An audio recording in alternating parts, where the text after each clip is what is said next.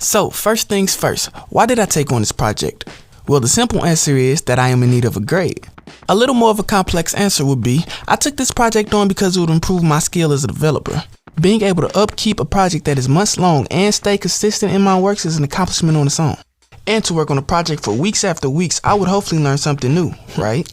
I've learned plenty from building this application, but the one most important thing I've learned is how the front end connects to the back end. How a website is able to connect to a database and understanding how to access this database and display information to the user is probably one of the best things I ever learned. React is also a key component that I've learned. Using JavaScript inside the front end itself just by adding brackets is an insane feature and a time saver. What would I do differently in this project if I had a chance to do it again? There's not anything in particular in the app that I think needs a change, but for myself, I would focus more on managing my time. Cleaning up my code and learning why and how things work would also be beneficial in increasing my knowledge about code. Any similar apps? World of Warcraft has a similar bug reporting form under their website. A user is able to create bug reports and engage in social activities by leaving comments on a post. Just like the person assigned to the bug, the author is able to update and change the description once set. WordPress has 6 pre-made roles for your website if you decide to use them: admin, subscriber, editor, etc. Imagine creating a blog for your website. As the admin, you are able to set the roles of a user and give each role different permissions on how you want to use them to manage your blog.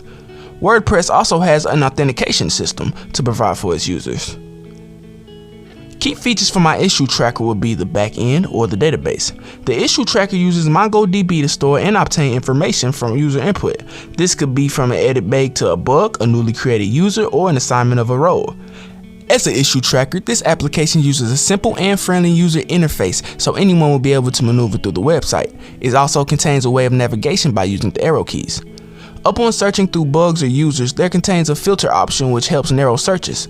On the user filter, you have the option of searching by the roles or keywords. You can even sort the searching results by using certain fields. Lastly but not least, this is the software used to develop my application. Alright, let's get into the demo. Okay, here we have the login. Email and password is all you need to log in. If you look below, you have a register here form. Click it and it brings you to the register form. Alright, let's go back to login. And let's log in. Logging in brings you to the bug list. The bug list contains all the bugs that other users have created, even you. We can search for a bug right here. Let's find one.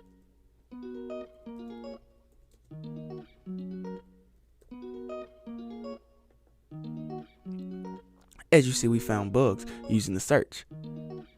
Other than search, we can use a filter as well. Pressing filter brings up a filter tab. The filter tab can get filtered by classification, bug status, and the bug of the day. By pressing the filters option, you can bring up a filter tab.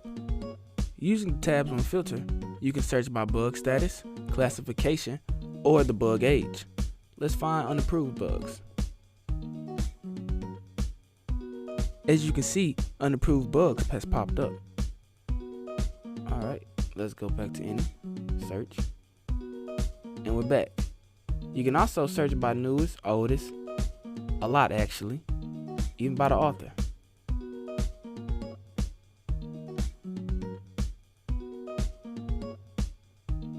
Alright, let's click ground texture on load. Clicking the link brings you to the bug main page. Each bugs have their own individual pages that you can press. Description, steps to reproduce. It shows the assignee, classification, and if it's closed or not. Down here you can add a comment, just like all these.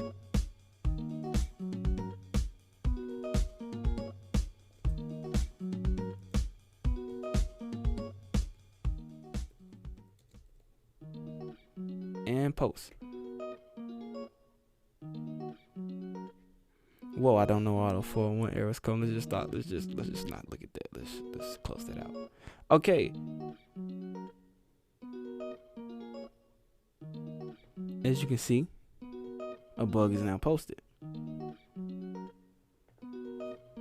Not every user has the edit button to edit a bug. You need certain permissions to do this. Luckily, this account has every permission. Pressing edit brings down a form so the user can edit the bug. Let's change the title.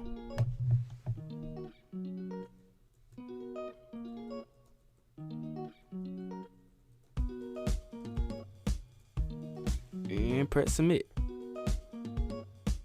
As you can see, the title has changed. Let's navigate over to the reported bug and create our own very first bug. Here you can report a bug. Let's create a bug really fast. Alright, let's press submit. A new bug has been made. Let's find out where it's at. As you can see, a new bug has been added to the list. Let's head over to our profile. Here, you can edit your own profile. Everyone has the option to do so. Although I may be a technical manager, I'm unable to change my roles because I'm on the Me file.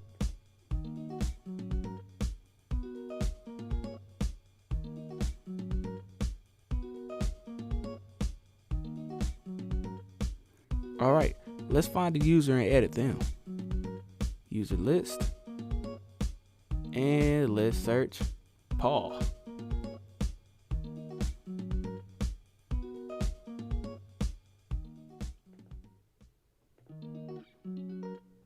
There's Paul Smith.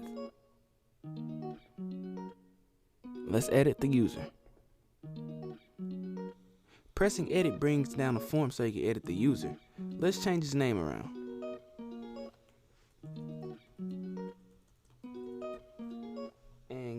And give him a new password.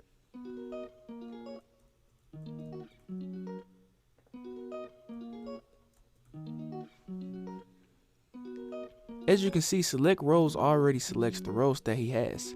Let's take some rows off. As you can see, he now has only 3 rows. Go to edit.